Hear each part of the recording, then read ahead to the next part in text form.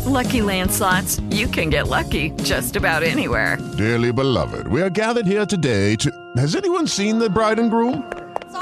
Sorry, we're here. We were getting lucky in the limo and we lost track of time. No, Lucky Land Casino, with cash prizes that add up quicker than a guest registry. In that case, I pronounce you lucky. Play for free at LuckyLandSlots.com. Daily bonuses are waiting. No purchase necessary. Void where prohibited by law. 18+. Terms and conditions apply. See website for details. How would you like a 15% discount to my daily email, the stack of stuff, the show notes, discounts to the conference, all of that? All you need to do is text the word show to 33777. You'll get the annual subscription with a 15% discount to my daily email. You'll get the stack of stuff, the links to the show notes, discounts to the conference, and so much more. All you have to do is text the word show, SHOW, to 33777. Text show to 33777.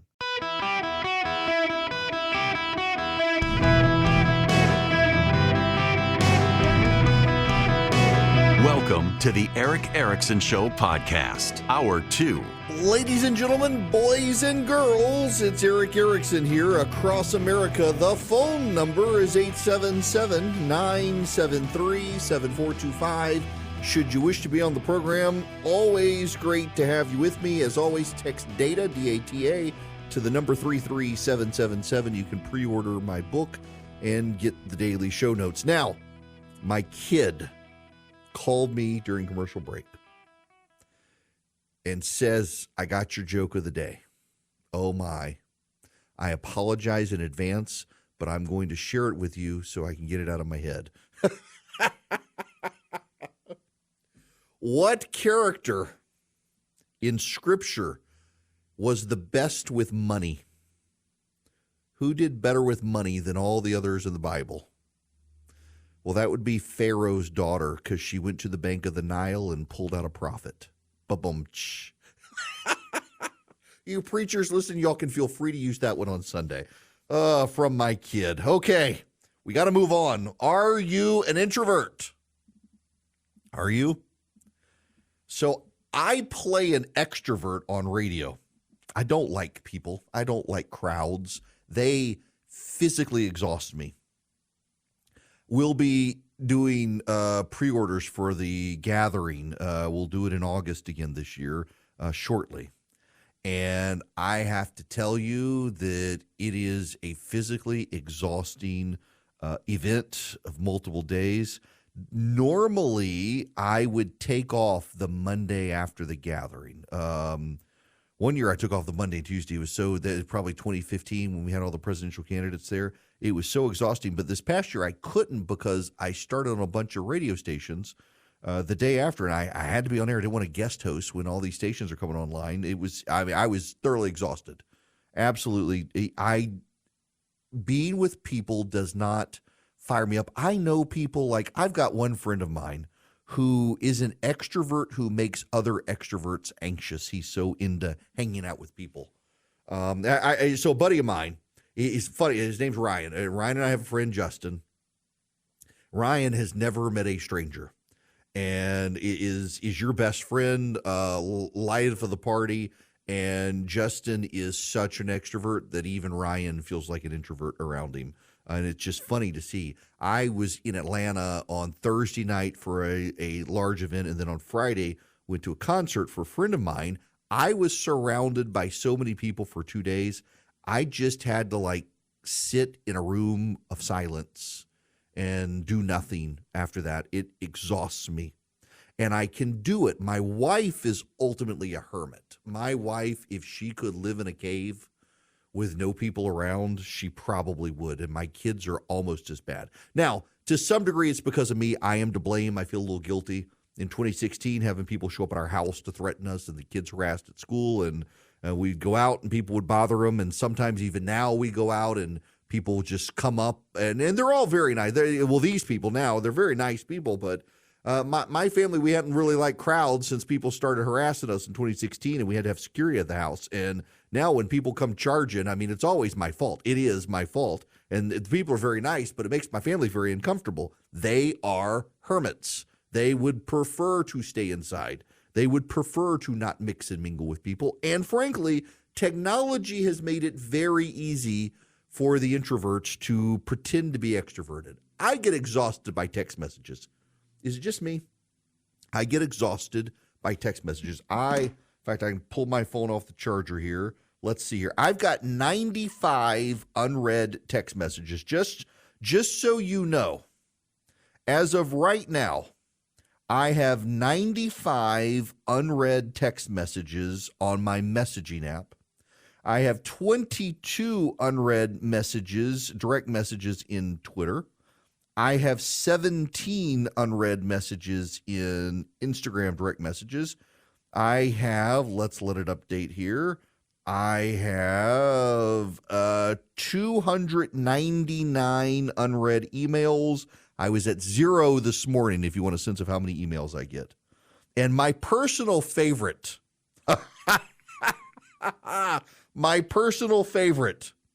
I have 490 unlistened to voicemails.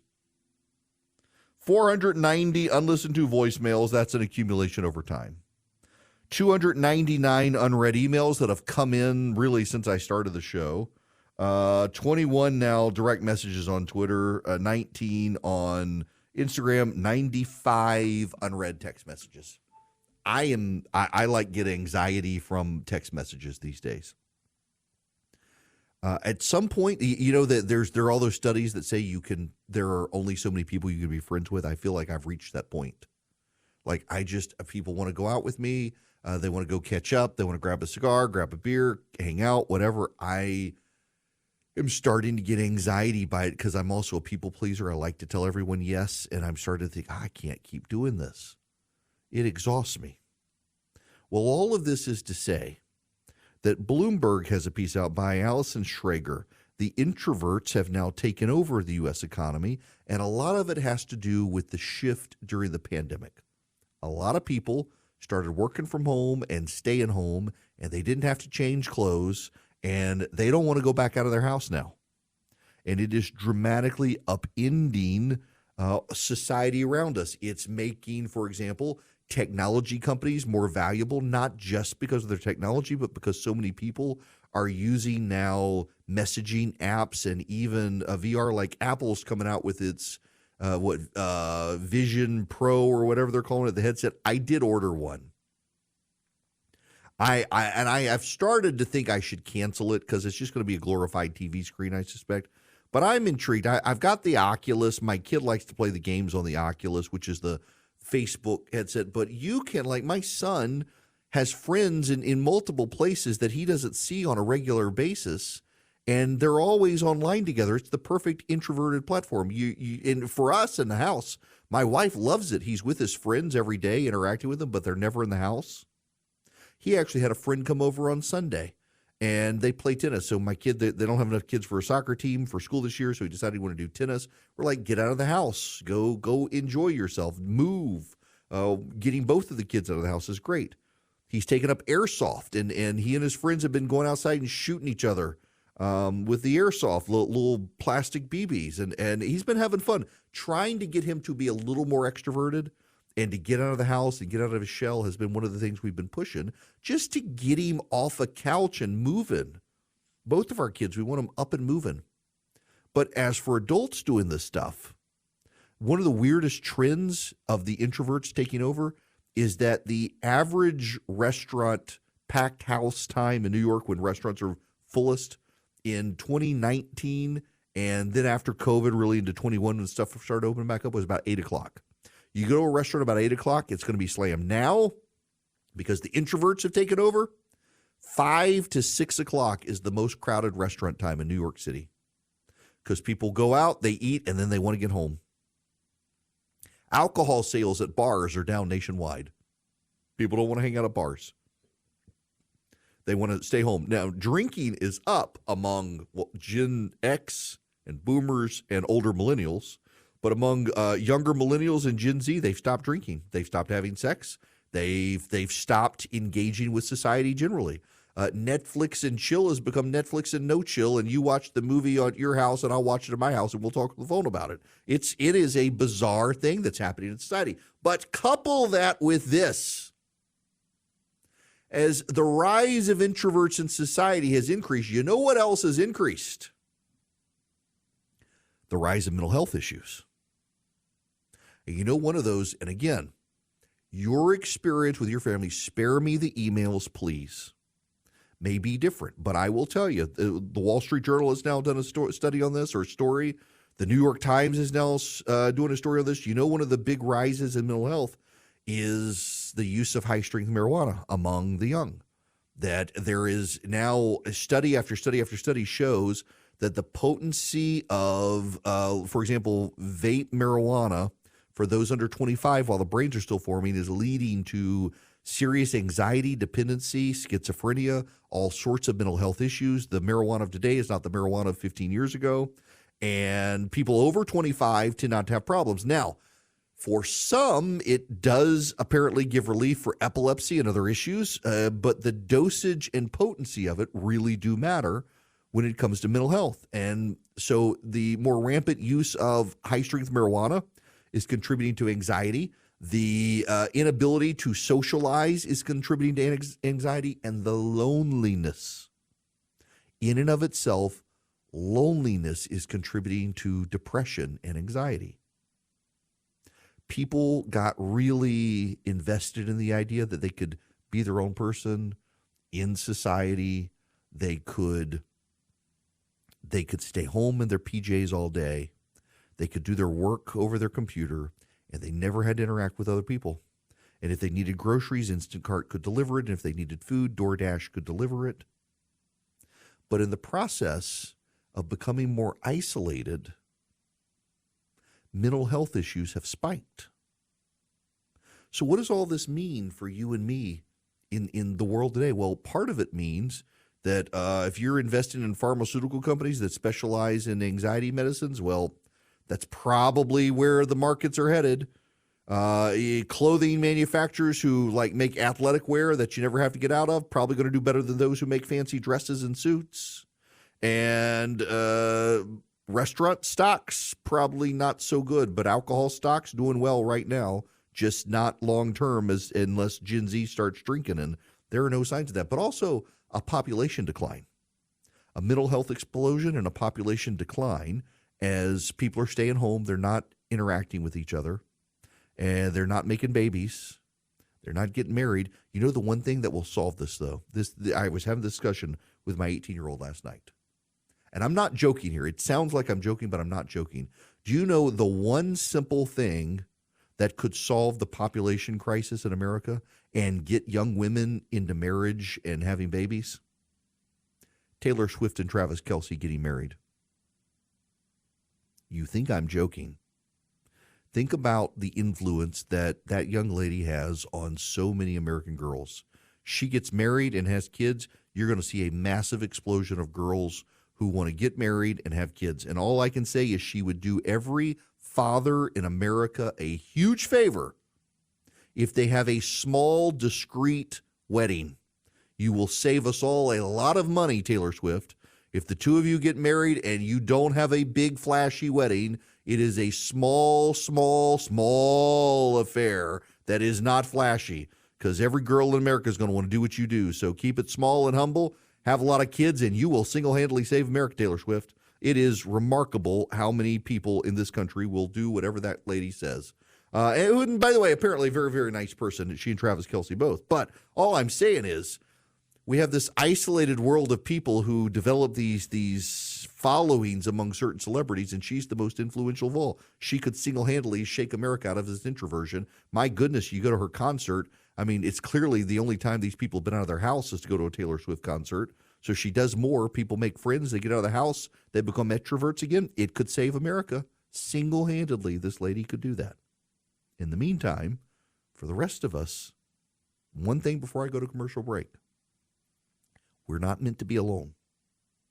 Those of you who are suffering anxiety and depression and despair and have isolated yourselves, the hardest thing that you can possibly do is get out of your house and mingle with people. And I know it's hard because I'm in that camp. But it would go a long way towards restoring your mental health, go a long way towards easing your anxiety. Just getting out of the house and being with other people is actually therapeutic. But right now, all economic indicators point to a society of introverts, which is bad for restaurants, bad for bars, bad for entertainment venues, bad for movie theaters, and ultimately bad for the American economy unless people decide to start going out and mixing and mingling again. Lucky Land Casino, asking people, what's the weirdest place you've gotten lucky? Lucky? In line at the deli, I guess? Aha, in my dentist's office. More than once, actually. Do I have to say? Yes, you do. In the car before my kids' PTA meeting. Really? Yes. Excuse me, what's the weirdest place you've gotten lucky? I never win and tell. Well, there you have it. You can get lucky anywhere, playing at LuckyLandSlots.com. Play for free right now. Are you feeling lucky? No purchase necessary. Void where prohibited by law. 18+. Terms and conditions apply. See website for details. Greetings, welcome. It is Eric Erickson here. If you text Eric, E-R-I-C-K, to 33777, you can get the show notes, the podcast, the live stream. Follow me around social media. Donald Trump speaking right now. He's at a polling place in New Hampshire, shaking hands with voters, speaking to the press. So one of the things that I just find somewhat unfortunate, and I know people will read into me using the word unfortunate here, but like yesterday, I had on the news, and today I do, and I finally have got a TV in the studio that I can just leave it on if there's breaking news or something. But the level of obsession with the presidential process, trying to milk it for what it's worth as if it's some massively, disproportionately large news story. I mean, the outcome, they're trying to make excitement in something where the outcome seems obvious. The obsession with the presidential state of play as opposed to all the other stories in the world, the 2 dead Navy SEALs included. I don't know. There's so much other stuff to talk about. And I will say, tangentially related, is this story out of Florida. What a dumb idea. And good for DeSantis taking a stand against this.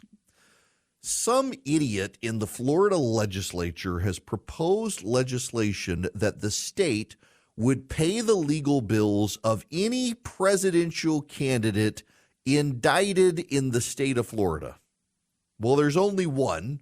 His name is Donald Trump, and it is an effort to use taxpayer funds to fund Donald Trump's legal defense. Ron DeSantis replied to a tweet about people not liking it and saying, essentially, including the guy with the veto pen, he doesn't like it either. Clearly going to veto it. And you know how the media played it up? Oh, this was a dig at Donald Trump. Oh, Ron DeSantis, he can't be gracious for 24 hours. Dropped out taking a dig at Trump. No, he didn't. He took a defense of common sense forward by opposing this. It's stupid to have taxpayers of Florida use their funds to pay for Donald Trump's legal defense. You don't do that for people who aren't indigent criminal defense. Donald Trump lives in a mansion in Palm Beach. He can afford to pay his lawyers instead of relying on the people of Florida. The guy who came up with that should be ashamed of himself for thinking it was a good idea. Good for DeSantis standing up against it. You know, I mean, this whole constitutional stuff and the checks and balances, this stuff, these sorts of things really do matter. It's why Hillsdale College does such a good job educating Americans. You can take one of their great free online courses on the Constitution, so many other great topics. You know, a lot of people won't, which is one reason that we've started embedding in our ad segments here their Constitution minutes from Hillsdale. They're prepared by Hillsdale. They're run on the show nationwide. And they're so good to support. In fact, if you want to hear them, you can go to ericforhillsdale.com today. You can hear them. You can share them with friends. You can get educated better yourself. And Hillsdale College will send you a free pocket constitution. That's right. You get a free pocket constitution from Hillsdale College. By the way, you want one from Hillsdale College, just the branding in and of itself. Larry Arnn does such a good job with Hillsdale, y'all. What a great institution building the future that's going to save America. Hillsdale College has done this. They're committed to the Constitution. You can go to Eric, E-R-I-C-K, ericforhillsdale.com today. Hear the Constitution minutes, get a free pocket Constitution, send them to your friends, get more educated about your country that you love. ericforhillsdale.com. Step into the world of power, loyalty, and luck. I'm going to make him an offer he can't refuse. With family, cannolis, and spins mean everything. Now, you want to get mixed up in the family business. Introducing The Godfather at ChumbaCasino.com. Test your luck in the shadowy world of The Godfather slot. Someday, I will call upon you to do a service for me. Play The Godfather, now at ChumbaCasino.com. Welcome to the family. VGW Group. No purchase necessary. Void where prohibited by law. See terms and conditions. 18+.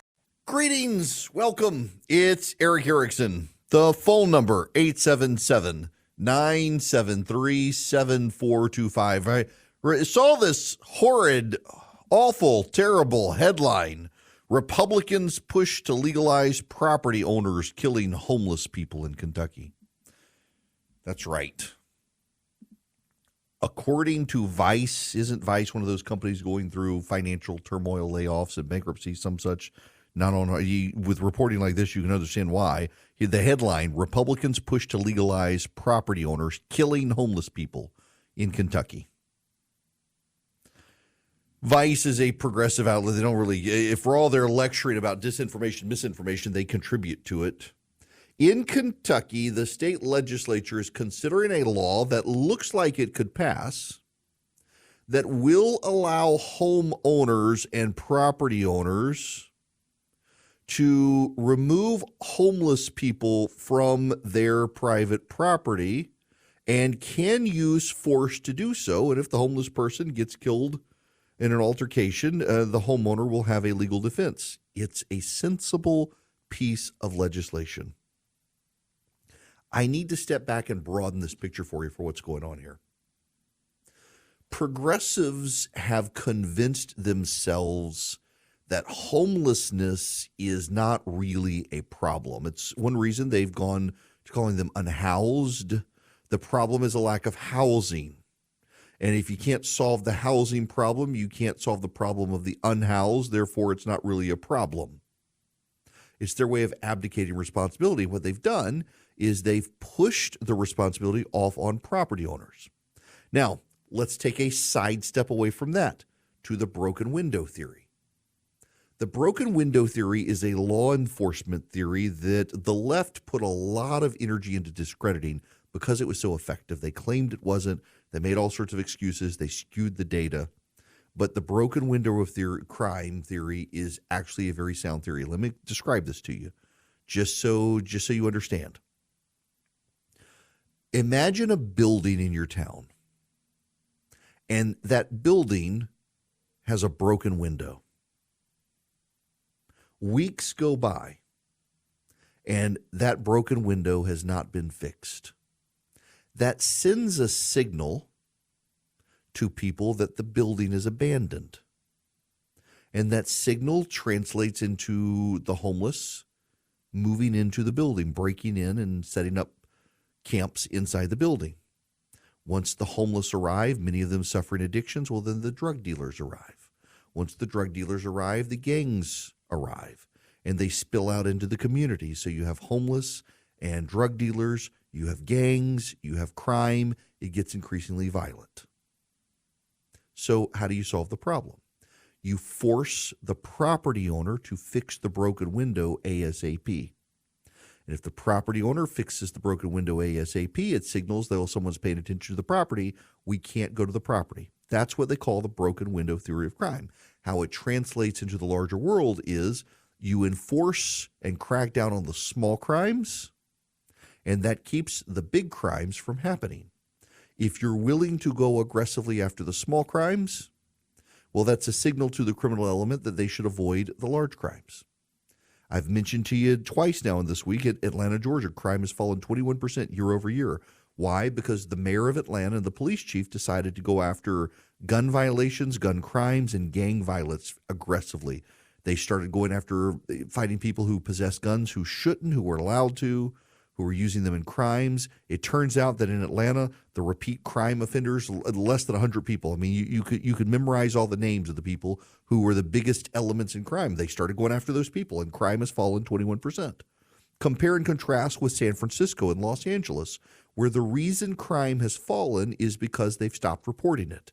You hear these big news stories about crime falling in Los Angeles and San Francisco and other big cities. It's because they don't report it. You know, and I know, and you've read the stories to show it, that if a store attendant tries to stop someone from shoplifting, the clerk at the store attendant gets fired by the company. Lululemon fired some people in Georgia for stopping a crime or cooperating with the police about thefts at a store. I think it was Lululemon in like Peachtree City or something like that. It's happened in Los Angeles. It's in San Francisco, notoriously. At a local drugstore, the store clerks tried to stop someone from coming in and ransacking the place, and the store clerks were fired. The police don't police. People don't report the crime. Therefore, crime has fallen, not because it's actually fallen, but because they don't treat theft as a crime. In Louisville, Kentucky, I was amazed. The first time I went to Louisville, Kentucky, I spoke at the McConnell Institute at the University of Louisville. Notice my proper pronunciation, Louisville. Louisville. Sounds like I got marbles in my mouth. Louisville, Kentucky. Louisville, Louisville, however you want to say it. It's Louisville. They don't have a state police outpost in Louisville, Kentucky. They don't have a state police outpost. In fact, Andy Beshear, the Democrat, just got reelected. Daniel Cameron ran a great campaign against him, came up short. But one of his campaign promises, Cameron's, was he would put a state police outpost in Louisville, Kentucky. They don't crack down on the homeless there anymore. They don't enforce crimes. It's become a huge problem. And private property owners, when someone squats in their property, they try to take it over.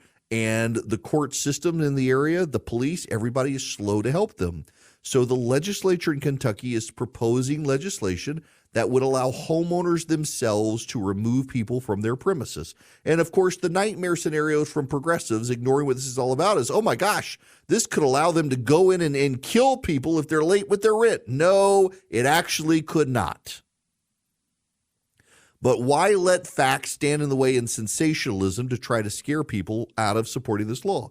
It is really common sense, and it's happening around the country. And the more progressive the areas, the worse it is. Like, for example, during COVID, you had the moratoriums. Landlords were not allowed to evict people, and people would stop paying their rent, and you weren't allowed to throw them out. I know more than one landlord who fell on hard times because they weren't getting the rent that they relied on to cover the cost of their mortgages, and the government wouldn't do anything to help the landlords. They elevated tenant rights so high that they forgot landlords are going to go bankrupt if they can't make money, and they didn't care. And then after COVID, you had squatters, a lot of these people who were renters who stopped paying the rent. They didn't want to leave the property. They just squatted. They weren't paying rent, and they were making it real difficult for landlords to get them out. But on top of that, in some of these places, including in parts of Kentucky, homelessness has gotten so bad, you've got people, like if you live in an urban area, people are just squatting on your front yard. They're putting up a tent in your front yard. Remember in Austin, Texas, when they decided it was urban camping, and you wish Rush Limbaugh wasn't right on this, but he was, and they called it urban camping, the urban housing. They allowed people to set up tents on sidewalks in Austin, Texas. You couldn't actually walk down the sidewalk. There were so many tents, and the homeless people were accosting anyone who drove by. It provoked a citizen uprising in Austin, Texas over the homeless problem there. So in Kentucky, the legislature has a path to fix it. In Kentucky, the legislature has a plan to crack down on it. And what are progressives in the media doing? They're screaming about it. They're yelling, they're fear-mongering, they're claiming it'll allow tenants to be shot and killed and the homeless murdered in cold blood. Meanwhile, you got to fix the problem. It is a huge problem. And changing the name to unhoused, it's not going to help. Now, this is one of the funniest things here is this Vice piece. You know, this is one of the funny things with progressivism is how they're shaking out their orthodoxy. So here's the headline: Republicans push to legalize property owners killing homeless people in Kentucky. But here's the subtitle: in Kentucky, politicians are preparing to vote on a law that would authorize the use of force against unhoused people who are found to be camping on private property. So the headline says homeless, and the subtitle says unhoused. They can't even figure out their language yet. Again, I mentioned this yesterday. It's like using Latinx. Nobody uses the word Latinx except white progressives. And the white progressives in the media have decided to embrace unhoused. When you see media outlets using the phrase unhoused, you know immediately they're progressives. Because nobody else uses the phrase unhoused. They are deeply worried about the unhoused. Seriously. Why aren't you worried about the causes? Because by saying they're unhoused, you just think they need a house. When actually they probably need drug treatment. They probably need mental health therapy. They need a lot of things. And the left's not going to pony up for any of that. They would have to acknowledge their failures to begin with. This is only one of many failures the left is having to deal with. You may have heard the story yesterday, In-N-Out. They've been in Oakland, California for something like 70 years. I didn't realize they'd been around as long as they had. But there's an In-N-Out burger. There's only one in the city of Oakland, California, and it is a highly profitable restaurant, and they are closing their doors because they've been the victim of crime so much. They decided they didn't want to stay in the city. And of course, the city council in Oakland is outraged. They're claiming racism. It's actually because the store has been the victim of crime so much. This is happening in San Francisco. And what the politicians in San Francisco and California are doing is they're blaming corporate greed. They're saying, oh, these greedy corporations, they just don't want to do business in San Francisco and help the poor. No, it's because people are coming in and ransacking the stuff. I had to go up to New York, I guess it was last summer. And I was in a very nice section of Manhattan. And I realized when I got up there, I was out of toothpaste. I had forgotten to pack my toothpaste. And there was a CVS diagonally across from the hotel. And so I walked to the CVS. Everything was behind those plastic bins. Everything. The candy bars, the milk, the condoms, the toothpaste, the floss, the tampons. Everything was behind those shields where you had to have an employee come unlock them. All of it. It was where you couldn't shop in the local CVS without a personal shopper following you around to unlock the stuff you needed. All I wanted was toothpaste. And it took forever for somebody to come. They were thoroughly apologetic. I'd never seen anything like this. They said people just come in and shoplift so much they had to do it. And this was before Eric Adams. So it was de Blasio. You know, Eric Adams actually is not the problem with a lot of the crime in New York now. Eric Adams has sent the police out to do stop and frisks again, like Mayor Bloomberg had them do. And it's the local DA who's prosecuting Trump who is opposed to it. The progressives in the DA's office are opposed to it. The progressives are trying to shut it down. It's had a visible, meaningful impact on cracking down on crime, but progressives are opposed to it. Progressives do want disorder. I started the program talking about the guy Politico has highlighted, Ted Johnson in New Hampshire. He wants Donald Trump elected because he thinks the system needs to be smashed. He thinks the system needs to be smashed. The country's in a civil war. We might as well go on and tear it apart. Progressives want the same thing. They do. They want the same thing. They want disorder because they, like so many of these other people, are convinced that when it all collapses, that they can rebuild society in their image. I think they're all wrong. They're all betting against the American people, and you should never bet against the American people. Another great example of this is, for example, Old Glory Bank. You should never bet against the American people taking matters into their own hands. You know, John Rich, Ben Carson, Larry Elder, and other like-minded people, they decided that they were going to take matters into their own hands with the banking system. What they came up with was Old Glory Bank, a bank that respects you, your values, your freedom, your family, your faith, the flag. They created America's online bank with amazing technology. It makes it easy and convenient to bank anywhere. So they've got this great system now where you can take cash to over 85,000 locations in the country, retail locations, and those retail locations can deposit it into your Old Glory Bank. In addition to direct bill pay and direct deposit, all that stuff, you can deposit cash into your online bank account at 85,000 locations around America. They also offer home loans with VA, conventional FHA loans. They have things that matter like vacation and retirement planning, budget goals with their budgeting feature online. They have no monthly fees on checking or savings, none. You're not going to get that from banks that hate you. You're going to get fees out the yin-yang with so many of those banks. So cancel your bank before it cancels you. Do business with conservative. Switch to an anti-woke bank. OldGloryBank.com. It takes just 8 minutes. OldGloryBank.com. They're going to stand with you. Terms and conditions apply. Member FDIC. Equal housing lender. OldGloryBank.com. Lucky Land Casino, asking people, what's the weirdest place you've gotten lucky? Lucky? In line at the deli, I guess? Aha, in my dentist's office. More than once, actually. Do I have to say? Yes, you do. In the car before my kids' PTA meeting. Really? Yes. Excuse me, what's the weirdest place you've gotten lucky? I never win and tell. Well, there you have it. You can get lucky anywhere, playing at LuckyLandSlots.com. Play for free right now. Are you feeling lucky? No purchase necessary. Void where prohibited by law. 18+. Terms and conditions apply. See website for details.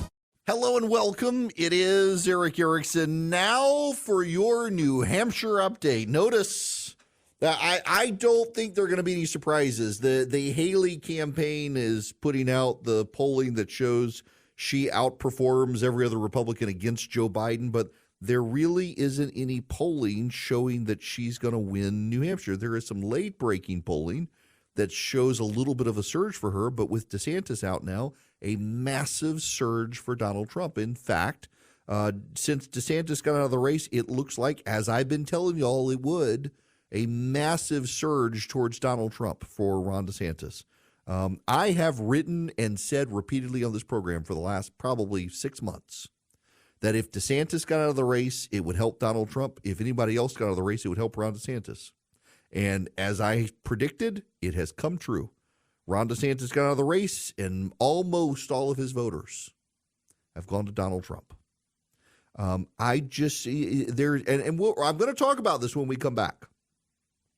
Have a little more time to really flesh this out for you. But the reality is this: a whole lot of people want to build suspense. They don't like the idea this could be wrapped up so quickly. But I just don't think that there's anything. I mean, consider this guy. This is a voter in New Hampshire who is independent, who looked at all the candidates, went to all their races, went to all their events. This is what he concluded. He was interviewed as he was coming out of the polls this morning. And why did you vote for Trump? Because he's still a businessman. He's not a politician. He did well the first time running this country as a businessman. He promoted businesses. He promoted those that had been left out up and had more of the Americans of color, the Americans of all colors, not just white, not just black, but all colors, and got them jobs. Look, that's a prevailing consensus out there. And I'm a friend of Nikki Haley's. I think tremendously of her and Michael and her family. I know them. I don't see a path forward for Nikki Haley. I think the bulk of the Republican Party wants Trump versus Biden 2.0. Be great for radio ratings, that's for sure. Except I think that a large number of people are going to get disaffected by it and tune out. So the media is creating as much buzz as they can now. I would not be surprised by a low turnout election in November, honestly. With Lucky Land Slots, you can get lucky just about anywhere. Dearly beloved, we are gathered here today to... Has anyone seen the bride and groom? Sorry, we're here. We were getting lucky in the limo and we lost track of time. No, Lucky Land Casino, with cash prizes that add up quicker than a guest registry. In that case, I pronounce you lucky. Play for free at LuckyLandSlots.com. Daily bonuses are waiting. No purchase necessary. Void where prohibited by law. 18+. Terms and conditions apply. See website for details.